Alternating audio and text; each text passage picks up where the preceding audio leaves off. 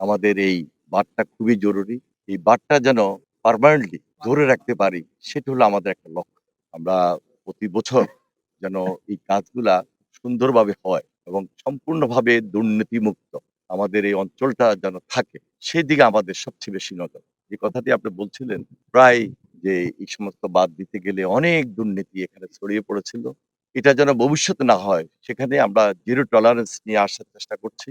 আমাদের ডিপার্টমেন্টে যারা আছেন এখন থেকে সতর্ক অবস্থানে থাকবেন, সজাগ থাকবেন।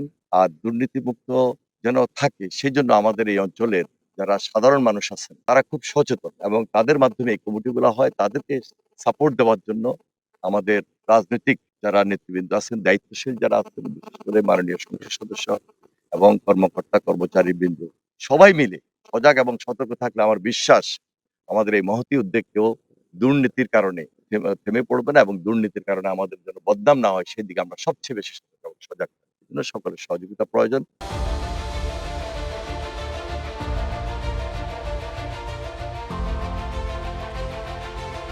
আরেকদিকে এখানে অনেকগুলা ডুবন্ত বাঁধ আছে।